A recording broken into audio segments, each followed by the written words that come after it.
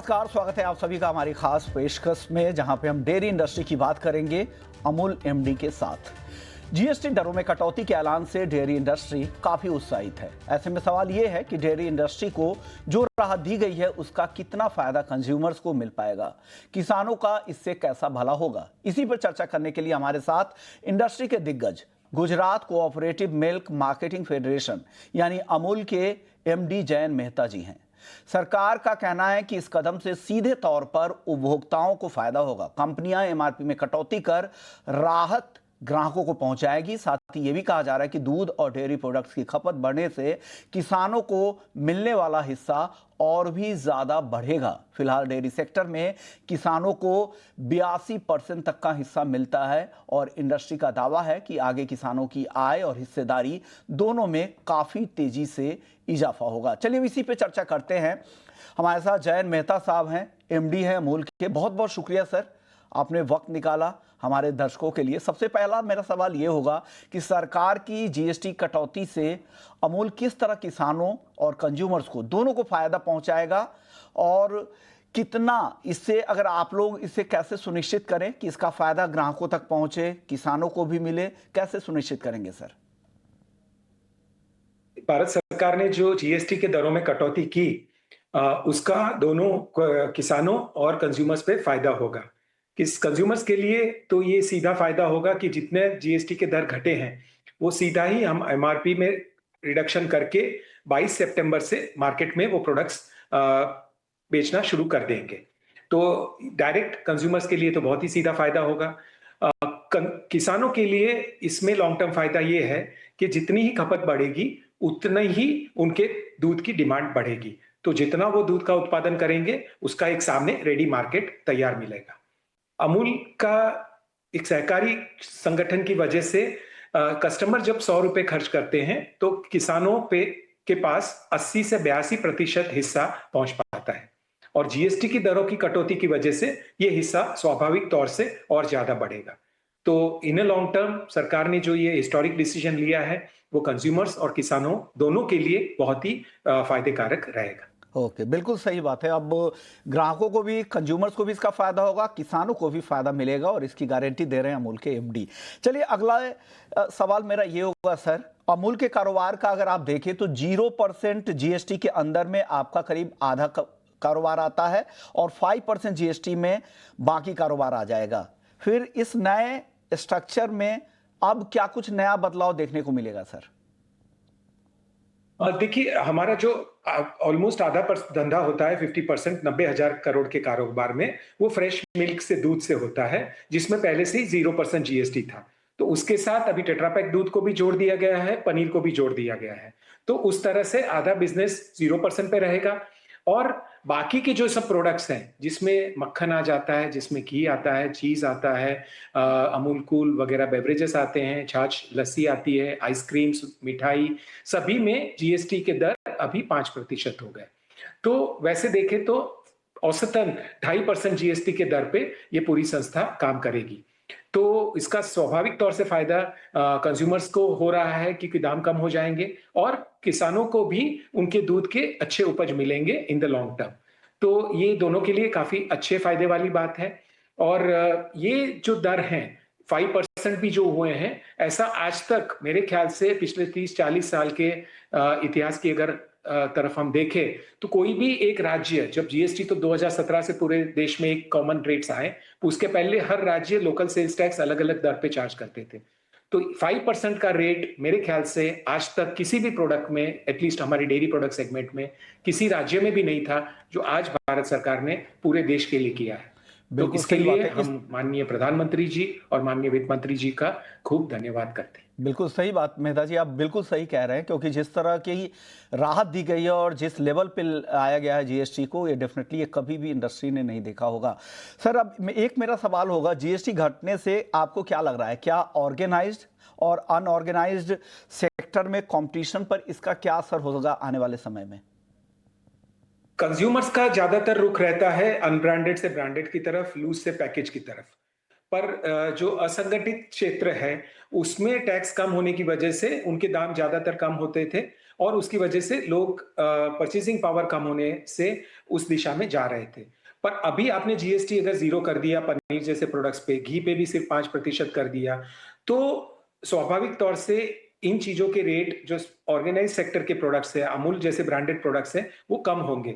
तो जो गैप होता है लूज़ और अनब्रांडेड में और पैकेज और ब्रांडेड में, वो कम होगा। तो स्वाभाविक तौर पे लोगों को अगर बढ़िया क्वालिटी के प्रोडक्ट्स चाहिए, तो वो ब्रांडेड प्रोडक्ट्स की तरफ जाएँगे और देश में अभी भी आधे से ज़्यादा कई प्रोडक्ट कैटेगरीज में असंगठित क्षेत्र का प्रभाव है। तो वो धीरे-धीरे कम हो जाएगा और ज़्यादा से ज़्यादा दूध संगठित क्षेत्र में आएगा। कंज्यूमर्स को बढ़िया क्वालिटी मिलेगी, किसानों को भी अच्छे दाम मिलेंगे और इसी तरह से देश में भी डेयरी डेवलपमेंट को एक बहुत ज़्यादा प्रोत्साहन मिलेगा। है क्योंकि ये पूरा कदम ही गेम चेंजर होगा और डेयरी डेवलपमेंट को लेकर देश में काफ़ी बड़ा काम होगा। इसमें इस पूरे सेक्टर को अच्छी ग्रोथ मिलेगी। मेहता जी, अब एक मेरा सवाल होगा, जीएसटी की वजह से कीमतों में नरमी आने के बाद क्या कंज्यूमर्स की खपत कितनी बढ़ सकती है? अगर उसे क्वांटिफाई अगर आप कर पाए, बता पाए कितनी बढ़ोतरी, कुछ आप लोगों ने एनालाइज किया उस मार्केट को लेकर? कंज्यूमर्स की खपत का एक बेसिक इंडेक्स रहता है उसका परचेजिंग पावर। परचेजिंग पावर का इंडेक्स रहता है कि देश में जीडीपी ग्रोथ है, देश में जो विकास है उसकी वजह से लोगों की इनकम्स भी लगातार बढ़ती रहती है। और साथ में आपने आप जानते हैं फरवरी के बजट में माननीय वित्त मंत्री जी ने हमारी डायरेक्ट टैक्सेस के रेट्स भी कम किए। तो टैक्सेस दो प्रकार के होते हैं जो हम सब कंज्यूमर्स पे लगते हैं। एक डायरेक्ट टैक्स जो इनकम टैक्स के तौर पे होता है और दूसरा होता है इनडायरेक्ट टैक्स जो जीएसटी जैसी चीजों पे की वजह से हम लोग को बोझ सहना पड़ता है। तो डायरेक्ट टैक्स कम होने से लोगों की परचेजिंग पावर बढ़ी, जीडीपी का ग्रोथ विश्व में इंडिया का एक्चुअली सबसे ज्यादा है across all the developed countries. तो उस तरह से लोगों का जो परचेजिंग पावर लगातार बढ़ने से और जो बेसिक आइटम्स हैं दूध, दही, छाछ और बटर और घी जैसी, उसके दाम घटने से कंजम्पशन में डेफिनेटली इंक्रीज होता है। इलास्टिसिटी ऑफ इनकम कहते हैं। तो अगर इनकम एक बढ़ती है तो दूध जैसे प्रोडक्ट्स में उसकी खपत 1.1 1.2 जितनी भी होती है। तो स्वाभाविक तौर से इस सेक्टर में काफी ज्यादा ग्रोथ अपॉर्चुनिटीज आएगी। भारत विश्व का सबसे बड़ा दूध उत्पादक देश है। भारत 1.4 बिलियन लोग यानी कि 150 करोड़ की जो हमारी आबादी है, तो विश्व का सबसे बड़ा कंज्यूमर मार्केट करने है। तो ये अच्छा कॉम्बिनेशन है हमारे देश के उत्पादकों के लिए कि हमारे देश के कंज्यूमर्स ज्यादा से ज्यादा दूध के प्रोडक्ट्स कंज्यूम करेंगे और उसकी वजह से उसका मार्केट में ग्रोथ होगा, प्रोडक्शन में ग्रोथ होगा और ओवरऑल हमारे देश की इकोनॉमी में भी जो डेयरी क्षेत्र का इंपॉर्टेंस है वो लगातार बढ़ता रहेगा। यानी डेयरी सेक्टर का जो इंपॉर्टेंस है वो बढ़ता जाएगा, इस सेक्टर को ग्रोथ मिलेगा और साथ ही कंजम्पशन तो यहाँ पे बढ़ने ही वाला है और इसका फायदा यहाँ पर किसानों को भी मिलेगा। अगर उत्पादन बढ़ेंगे, यहाँ पर मार्केट बढ़ेगा, मार्केट का अगर कस्टमर का बेस बढ़ेगा तो डेफिनेटली इसका फायदा होगा।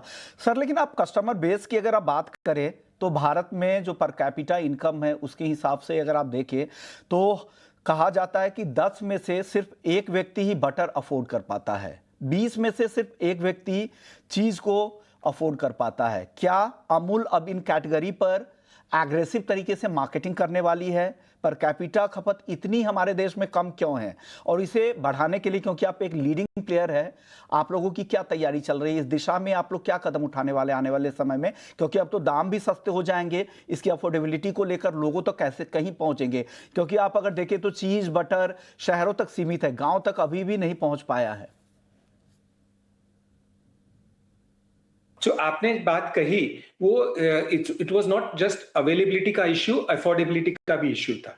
ठीक है, आदमी को परचेजिंग पावर के हिसाब से लोग खपत करते हैं और कुछ चीजें अगर आप खरीदना भी चाहें लेकिन आपकी इनकम कम हो तो आप खरीद नहीं पाते हैं।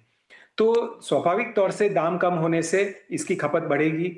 अमूल देश की सबसे बड़ी फूड और एफएमसीजी कंपनी है। हमारी कैपेसिटीज लगातार हम बढ़ा रहे हैं। डिस्ट्रीब्यूशन एक्सपांशन भी देश में सभी गांवों में अमूल की अभी पहुंच है और जैसे ही इनकम बढ़ती है, लोगों की जागरूकता बढ़ती है इस तरह के प्रोडक्ट्स के लिए, तो स्वाभाविक तौर से खपत भी बढ़ेगी। तो जो कंजम्पशन है वो ज्यादा बढ़ता जाएगा। आइसक्रीम जैसे प्रोडक्ट्स में तो इसमें और ज्यादा इजाफा होगा और साथ साथ में बटर का स्वाद भी लोगों के को लगेगा। विविध व्यंजन में बटर जाएगा, चीज का उपयोग होगा, घी तो सभी लोग जानते हैं, उसकी भी खपत बढ़ेगी। तो उस तरह से जीएसटी की दरों की कटौती की वजह से सभी के कंजम्पशन में बढ़ोतरी होगी और स्वाभाविक तौर से प्रोडक्शन भी उसी हिसाब से बढ़ता रहेगा। बिल्कुल सही बात है। उम्मीद करते हैं कि हमारे देश में भी जो चीज़ें अभी शहरों तक ही सीमित है उसे गांव-गांव तक पहुंचाए और आप लोगों का जो फोकस है, जिस तरह से हेल्थ केयर प्रोडक्ट्स पर आप लोगों का फोकस है और इसका फ़ायदा आम लोगों तक भी मिले, प्रोटीन की मात्रा उनके पास भी पहुंचे, ये हम उम्मीद करते हैं और इसी उम्मीद के साथ आप भी काम कर रहे हैं और आने वाले समय में आपका स्टांस भी काफ़ी एग्रेसिव रहने वाला है। सर, एक सवाल मेरा ये होगा मेहता जी कि किसान पहले से ही कंज्यूमर कीमत का 80 से 90% तक पाते हैं। आपने कहा भी है कि 82% तक हम जो भी कंज्यूमर्स के लिए जो भाव है उसका 82% तक हम किसानों को दे देते हैं। जीएसटी कटौती के बाद किसानों के लिए ये पैसा, ये रेवेन्यू कितना बढ़ जाएगा? किसानों को ऊंचे दूध कीमत देने के बावजूद अमूल की, और ये भी एक सवाल उठता है कि अगर आप किसानों को मैक्सिमम देते हैं उसके बाद भी आप इतने कॉम्पिटिटिव कैसे बने हुए हैं, कैसे इस मार्केट में सर्वाइव कर रहे हैं मेहता जी? हाँ, तो ये जैसे मैंने कहा कि ये सहकारी संगठन की वजह से ये मुमकिन है। आज विश्व में आप कोई भी बड़े देश में देखेंगे तो अमेरिका का दूध होता है तो वहां उत्पादक को या किसान को सिर्फ 35 से 40% ही हिस्सा मिलता है। भारत में कोऑपरेटिव और अमूल मॉडल की वजह से हम 80% से ज्यादा किसानों को कंज्यूमर की जो स्पेंडिंग की रकम है वो पहुंचा पाते हैं। तो इसका मतलब ये हुआ कि आपको कम खर्चे पे, कम ओवरहेड्स पे, कम लागत से ये पूरा जो मार्केटिंग का कारोबार है वो करना है, डिस्ट्रीब्यूशन का कारोबार करना है और किसानों को कंज्यूमर से सीधा जोड़ना है। तो पिछले 80 साल से अमूल तो ये लगातार कर रहा है और जीएसटी के दर कम होने से बीच का जो एक कॉस्ट एलिमेंट है वो स्वाभाविक तौर से कम होगा। तो उसका सीधा फायदा पहले तो सीधा कंज्यूमर को होगा और in the long term producer को भी होगा। पर ओवरऑल रेशियो है वो प्रोड्यूसर के फेवर में जाता दिख रहा है, क्योंकि 100 रुपए के भी आइटम है, जीएसटी की दर एक 7% घटी मानो तो 95 रुपीज हो गया उसका टेक्निकली प्राइस जो 22 सितंबर से होगा। और किसान को अगर 82 मिलता है तो 82 ऑफ 100 एंड 82 ऑफ 95, तो उसका रेशियो भी धीरे धीरे बढ़ता जाएगा। तो ओवरऑल कंज्यूमर और प्रोड्यूसर दोनों के लिए इसमें फायदे हैं। यानी प्रोड्यूसर, यानी यहाँ पर किसान की बात कर रहे हैं मेहता जी, तो किसानों को मैक्सिमम बेनिफिट होगा और साथ ही कंज्यूमर्स को भी फायदा होगा और इंडस्ट्री भी इसको लेकर पूरी तरह से तैयार है। जब 22 सितंबर की डेडलाइन आ जाएगी तो ये लोग एमआरपी भी घटाने वाले हैं, इन्होंने साफ तौर से ये कह दिया है और हमारे साथ जितने भी डेयरी इंडस्ट्री के दिग्गज जुड़े हैं उन्होंने ये साफ तौर से संकेत दिए।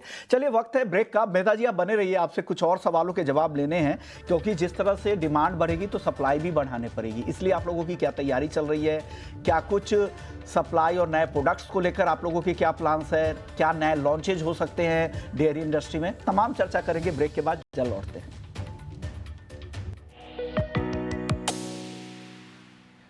ब्रेक के बाद आपका स्वागत और आप देख रहे हैं हमारी खास पेशकश डेयरी इंडस्ट्री की बात अमूल के एमडी के साथ। अमूल के एमडी जयंत मेहता जी हमारे साथ बने हुए हैं।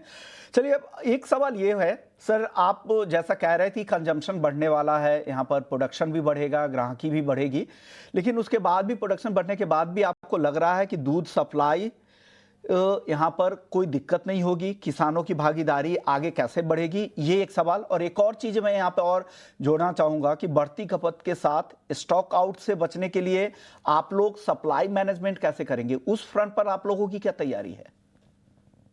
देखिए, भारत विश्व का सबसे बड़ा दूध उत्पादक देश है और विश्व का 25% दूध का उत्पादन हमारे देश में हो रहा है और संगठित क्षेत्र अभी इसमें एक चौथा ही है।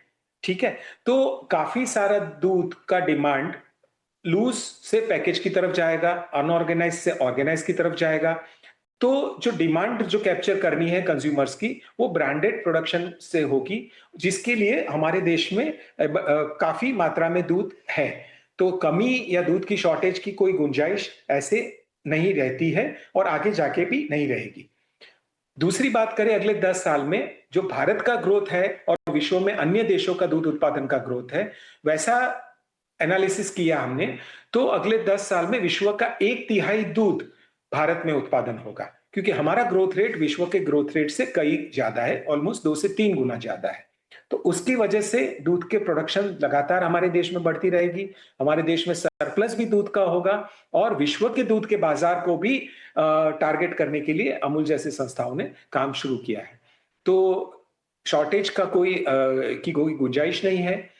ग्रोथ डेफिनेटली हो रहा है, ऑर्गेनाइज सेक्टर में भी ग्रोथ होगा और किसान और कोऑपरेटिव क्षेत्र जो पूरे देश में अभी बढ़ रहा है, व्हाइट रिवॉल्यूशन 2.0 भी आ रहा है, जैसे जीएसटी 2.0 आया, तो ज्यादा से ज्यादा दूध संगठित क्षेत्र में भी आ रहा है, सहकारी संस्थाओं में भी आ रहा है और हम किसानों के साथ भी लगातार काम कर रहे हैं। अमूल के साथ 36 लाख किसान जुड़े हैं, तो हम उन सबको चारा, फीडिंग, ब्रीडिंग में कैसे ब्रीड इंप्रूव करें, दूध गाय की यील्ड कैसे बढ़ाई जाए दूध उत्पादन की, वो सब दिशा में भी काम कर रहे हैं। Veterinary services, embryo transfer, sorted sex semen, उच्च क्वालिटी के घास चारे का प्रबंधन, तो ये सब करके उनका प्रोडक्शन भी लगातार बढ़े, उनका कॉस्ट ऑफ प्रोडक्शन भी लगातार कम हो, उस दिशा में भी काम हो रहा है।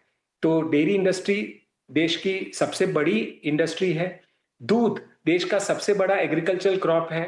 आप जानते हैं भारत विश्व में गेहूं, चावल, तेल, ये सब में टॉप उत्पादक देशों में है, लेकिन दूध का जो मूल्य है 15 से 17 लाख करोड़, ये गेहूं, चावल और तेल, ये सबसे तीनों को मिला के भी ज्यादा है।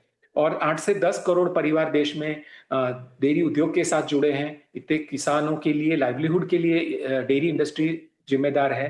तो ओवरऑल इस सेक्टर में मोमेंटम आने से देश की ग्रामीण अर्थव्यवस्था भी बढ़ेगी, कंज्यूमर्स को भी खुशहाली मिलेगी और ओवरऑल देश के विकास में इस सेक्टर का काफी बड़ा योगदान रहेगा। जी, क्योंकि रूरल इकोनॉमी से जुड़ा हुआ है, गांव खेती किसानी से जुड़ा हुआ है, तो डेफिनेटली अगर इस सेक्टर को ग्रोथ मिलती है तो हमारी रूरल इकोनॉमी जिसकी चर्चा लगातार हम करते हैं वहां पर फ़ायदा होने वाला है। मेहता जी, अब एक मेरा सवाल होगा, आपने कई सेगमेंट में अपनी कैपेसिटी को, क्षमता को कई गुना बढ़ाए हैं, 3 गुना तक बढ़ाई है। आगे इस तरह के कौन कौन सी ऐसी बिजनेसेस है जहां पे आप अपने कैपेसिटी एक्सपेंशन के प्लान हैं आपके, और क्या नए इन्वेस्टमेंट प्लान्स आप लोग कर रहे हैं? कि हर क्षेत्र में दूध प्रोसेसिंग से पहले दूध संपादन में गांव में बल्क कूलर्स लगाने को से दूध ठंडा करके बड़े डेयरी प्लांट्स में दूध को प्रोसेस करके 50 जितनी प्रोडक्ट्स हम लोग बनाते हैं और 112 जितने प्लांट्स हैं अमूल के, जो अमूल के दूध और दूध के प्रोडक्ट्स का प्रोडक्शन करके हम देश भर में हमारे डिस्ट्रीब्यूशन नेटवर्क के थ्रू बेचते हैं। तो हर एक प्रोडक्ट को हम अलग से देखते हैं, हर एक मार्केट को अलग से देखते हैं और उसमें जो इन्वेस्ट करना है अगले 5 से 10 सालों में, उस तरह से हम लोग ने ऑलरेडी इन्वेस्टमेंट प्लान और जो कैपेसिटी एक्सपांशन का प्लान शुरू कर दिया है। आइसक्रीम में पिछले 2 सालों में हमने हमारी पूरी कैपेसिटीज डबल कर दी। उसी तरह से दूध के हैंडलिंग में क्षमता बढ़ाई है, नए डेयरी प्लांट्स भी लगाए हैं हमने, मक्खन हुआ, चीज हुआ, मिल्क पाउडर हुए, मिठाइयाँ हुई, प्रोटीन हुए, ये सभी में मल्टीफोल्ड एक्सपांशन अभी हमारा हो रहा है। तो ऑब्वियसली समय के साथ, डिमांड के साथ, मांग के साथ और हमारे दूध उत्पादक, हमारे जो किसान लोग हैं, जो अमूल के सदस्य हैं, उनकी भी एक्सपेक्टेशन को ध्यान में रख के लगातार हर क्षेत्र में ग्रोथ और इन्वेस्टमेंट की प्लानिंग हो रही है और काफी चीजें एग्जीक्यूट भी हो चुकी है। ओके, यानी डिमांड के हिसाब से और किसान की ज़रूरतों को देखते हुए भी आप लोग कई फैसले लेते हैं, क्योंकि किसान भी, दूध उत्पादक भी आपके मेंबर्स है एक कोऑपरेटिव सोसाइटी होने के नाते। सर, एक सवाल ये होगा, आने वाले सालों में अमूल किन नए डेयरी प्रोडक्ट्स या वैल्यू एडेड कैटेगरी पर फोकस करेगा, या फिर इसके अलावा वैल्यू एडेड कैटेगरी के अलावा कुछ नए मार्केट में भी एंट्री की तैयारी है? सभी प्रोडक्ट्स में एक्सपांशन हो रहा है, सभी प्रोडक्ट्स में इनोवेशन भी हो रहा है और हर क्षेत्र में आप देखेंगे तो हम नए नए प्रोडक्ट्स ला रहे हैं। आइसक्रीम में कंटिन्यूअस इनोवेशन हो रहा है, मिठाई भी जो हर प्रांत की मिठाई है उस दिशा में भी हम प्रोडक्ट्स लॉन्च कर रहे हैं, लोकली बना के लोकल कंज्यूमर्स को लुभा कर उनको बेचने के लिए।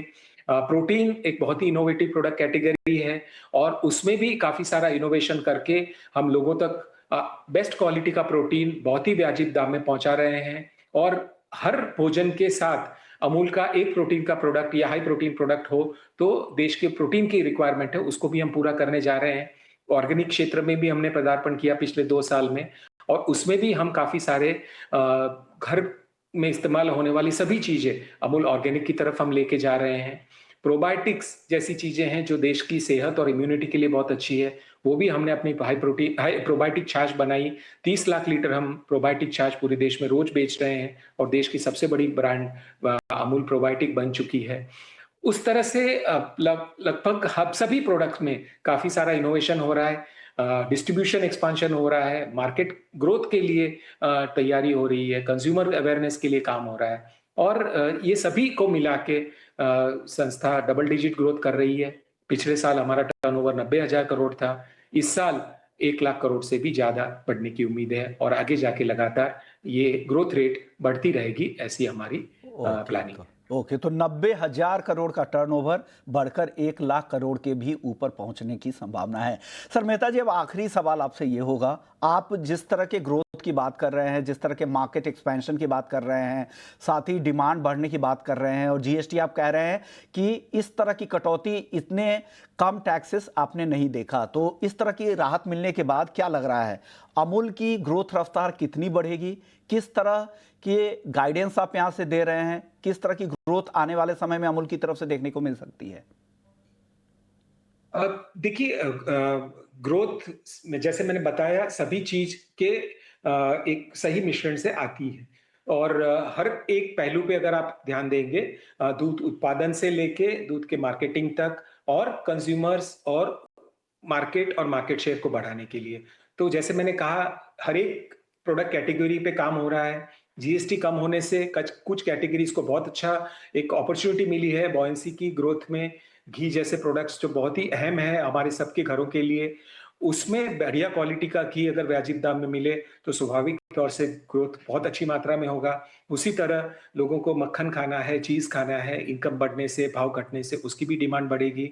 बाकी दूध, दही, छाछ हर घर में बिकता है, अमूल दूध पीता है इंडिया, हम कहते हैं वो सही तरह से हो रहा है और विश्व के बाजार में भी अमूल जाके यूएस में दूध लॉन्च किया, यूरोप में दूध लॉन्च किया।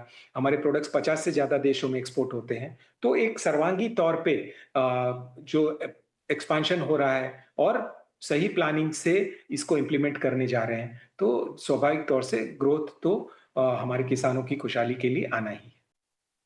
तो इसी नोट पर हम अपने मेहमान अमूल के एमडी जयंत मेहता साहब का शुक्रिया कहेंगे और अमूल के मैनेजिंग डायरेक्टर है और जिन्होंने बातचीत में साफ कहा है कि डेयरी सेक्टर में बड़े बदलाव होने वाले हैं, किसानों से लेकर कंज्यूमर्स तक हर किसी को इस फैसले का फायदा मिलने वाला है और आने वाले समय में डेयरी इंडस्ट्री न सिर्फ मजबूत होगा बल्कि देश की इकॉनमी में भी अपना बड़ा योगदान देगा और अमूल की यही कोशिश है कि किसानों का हक, कंज्यूमर्स का भरोसा दोनों में साथ लेकर चले। शुक्रिया मेहता जी, आपने वक्त निकाला, हमारे दर्शकों को गाइड किया और जागरूक भी किया, किसानों को, कंज्यूमर्स को। बहुत बहुत शुक्रिया सर।